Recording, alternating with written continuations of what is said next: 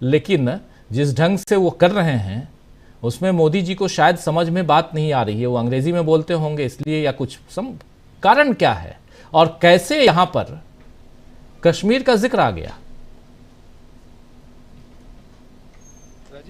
Trump की बात बाद में करेंगे, पहले थोड़ा सा 2-3 जिज्ञासाएं हैं मेरी। आप सब लोग विद्वान हैं, मुझे बताएंगे अगर मैं गलत हूं।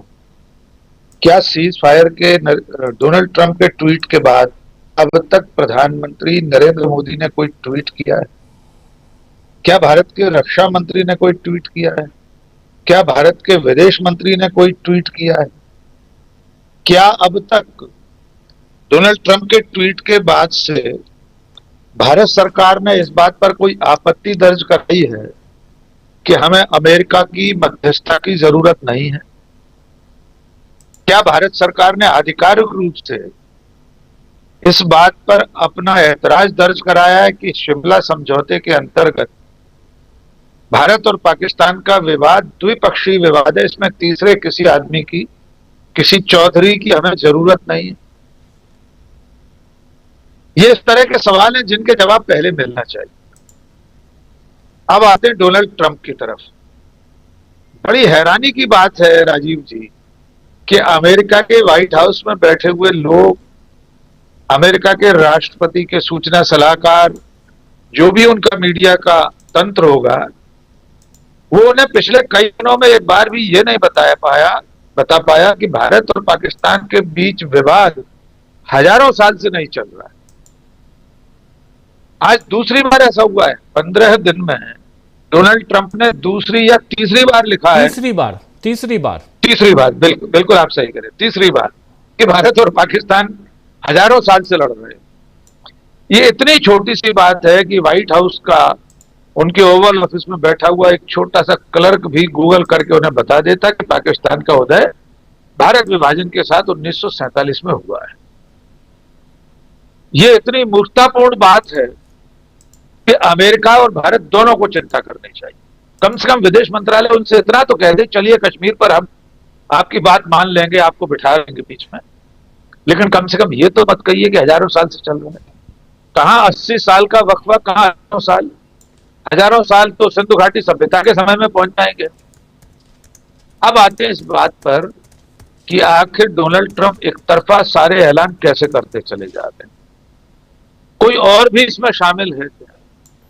बहुत कम लोगों की नजर उस बात पर गई, आप सबकी तो गई, आपने भी उसका जिक्र किया था शायद, कि सऊदी अरब का एक मंत्री भारत में था, एक पाकिस्तान में था। शायद वो प्रधानमंत्री यहां थे और विदेश मंत्री पाकिस्तान में थे। उनकी क्या भूमिका हो सकती है?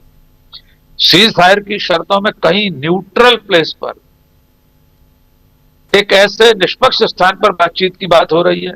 क्या वो सऊदी अरब की राजधानी रियाद हो सकता है, या अमेरिका जैसे कैंप डेविड समझौते के समय, जिमी कार्टर के समय इजराइल और मिस्र के बीच में समझौता कराने कैंप डेविड में बैठा था, फिर नोबेल पुरस्कार हासिल कर लिया था जिमी कार्टर। अगर मैं नाम गलत ले रहा हूं तो प्रशांत जी दुरुस्त करेंगे। तो क्या इस वक्त डोनाल्ड ट्रंप ऐसी किसी भूमिका पे है कि भारत और पाकिस्तान के प्रधानमंत्रियों को किसी तीसरी जगह ले जाकर बांह पकड़कर बिठा दे एक टेबल पर और तब बातचीत शुरू हो? और इस तरह से हमारे द्विपक्षीय मामले को एक बीच के मध्यस्थ की भूमिका के साथ हमने अपने वो सारे अवसर गंवा दिए जो इतने सालों से हमने बचा कर रखे थे। अब जहां तक सीज फायर का प्रश्न है उस पर भी बात कर लेते हैं। हर बार ये बात हो रही है कि पाकिस्तान ने सीज फायर का उल्लंघन किया है। अभी इस प्रेस कॉन्फ्रेंस में जो हमारी तीनों सेनाओं के पदाधिकारियों की प्रेस कॉन्फ्रेंस हमने देखी, उसमें जो प्रश्न पूछा गया, उसने पत्रकार साथी ने शायद 2003 का जिक्र किया। तो सीज फायर तो भारत और पाकिस्तान के बीच पहले से चला आ रहा है। पहले से उस तरह का युद्ध विराम है कि दोनों एक दूसरे की सीमा का अतिक्रमण नहीं करेंगे, फायर नहीं करेंगे। लेकिन पाकिस्तान तो साल में 10-20 बार इस तरह के सीज फायर का उल्लंघन करता रहा, नियंत्रण रेखा पर और सब जगह। इसके बावजूद हम ये मानने के लिए तैयार हैं कि परसों सीज फायर की घोषणा के बाद कल पाकिस्तान ने उसका लगातार उल्लंघन किया है। तो क्या अब हम अमेरिका से चिरौरी करेंगे कि देखिए आपने हमारी लड़ाई रुकवाई थी, गले मिलवा दिया था, शेक हैंड करा दिया था। तो क्या हेडमास्टर की तरह अब हम अमेरिका से विनती करेंगे, या हमारा ऑपरेशन अब भी जारी है, जैसा कि लगातार विदेश मंत्रालय और सेना कह रही है ऑपरेशन जारी रहना चाहिए। अगर पाकिस्तान की तरफ से ऐसी हरकतें हो रही है, कौन इससे इनकार कर सकता है। लेकिन अंततः क्या खोया क्या पाया, जो हमने कल भी कहा था राजीव जी, इन 15 दिनों में, और खास तौर से 7 तारीख 6 और 7 तारीख की दरमियानी रात शुरू हुए ऑपरेशन सिंदूर के बाद डोनाल्ड ट्रंप के पहले ट्वीट की घड़ी तक हमने क्या हासिल किया। और एक बात आखिरी में अभी ये जोड़ना चाहता हूं, विपक्ष की प्रेस कॉन्फ्रेंस अभी आपने सचिन पायलट की दिखाई। मैं बार बार शुरू से दोहरा रहा हूं कि नरेंद्र मोदी जैसा सौभाग्यशाली नेता और कोई हो नहीं सकता। उनके सामने एक ऐसा राजा बेटा, ऐसा रानी बिटिया टाइप का विपक्ष है कि वो अब भी सवाल नहीं पूछ रहा, अब भी कोई इस्तीफा नहीं मांग रहा। अब भी राहुल गांधी, मल्लिकार्जुन खड़गे, सचिन पायलट, अखिलेश यादव, तेजस्वी यादव, स्टालिन, ममता बनर्जी, XYZ, कोई प्रधानमंत्री का इस्तीफा नहीं मांग रहा, कोई रक्षा मंत्री का इस्तीफा नहीं मांग रहा, कोई अकाउंटेबिलिटी की बात नहीं हो रही कि भाई बेशरण थाने का थानेदार भी सस्पेंड क्यों नहीं हुआ। वो थाना तो जनवरी में हटा दिया गया, पुलिस स्टेशन बेशरण का। तो ऐसे विपक्ष के सामने प्रधानमंत्री आने को तैयार नहीं है। म्यूट वीडियो आज जारी कर दिया गया है।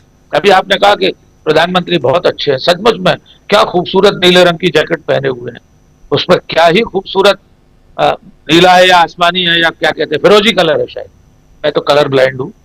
तो वो फिरोजी कलर का दुपट्टा, उस पर गोल्डन देखिए बॉर्डर है। हम और आप ढूंढ सकते हैं इतनी खूबसूरत जैकेट और बॉर्डर वाला ये दुपट्टा। आज की हाई लेवल मीटिंग आज हुई है, ये आज की है, उसी की बात कर रहा हूं। ये नहीं है, दूसरी है जिसमें वो फिरोजी कलर की जैकेट और गोल्डन बॉर्डर वाली एक अंगोछा पहने हुए जी। हम इस सब वीडियो में देखकर क्या समझें, क्यों नहीं देश के प्रधानमंत्री राष्ट्र के नाम संबोधन देने आ रहे हैं। पाकिस्तान का प्रधानमंत्री 3 बार देश को संबोधित कर चुका है राजीव जी। हम भी तो सुनना चाहते हैं कि हमारे प्रधानमंत्री बताएं क्या खोया क्या पाया। हम उनके साथ हैं, उन्हें डरने की जरूरत नहीं है, आए पर्दे से बाहर। विपक्ष पूरा उनके साथ है, विपक्ष उनसे इस्तीफा नहीं मांग रहा। आप कल्पना करके देखिए राजीव जी, अगर इस वक्त कांग्रेस की सरकार होती, कांग्रेस का प्रधानमंत्री होता, तो अब तक इस्तीफा हो चुका होता।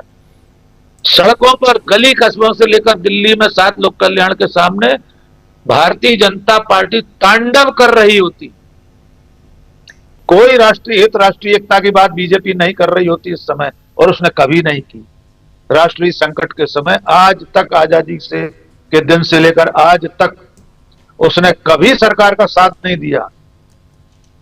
तो आज याद कीजिए 26/11 याद कीजिए, मोदी जी उस समय चीफ मिनिस्टर थे गुजरात के, और वहां प्रेस हमारा अभी जो वीडियो जी, अभी जो टीवी लाइव पर वीडियो हमारा लगा है कि युद्ध काल में भी राजनीति से बाज नहीं आई भाजपा, दर्शक देख सकते हैं, टीवी लाइव पर लगा हुआ है।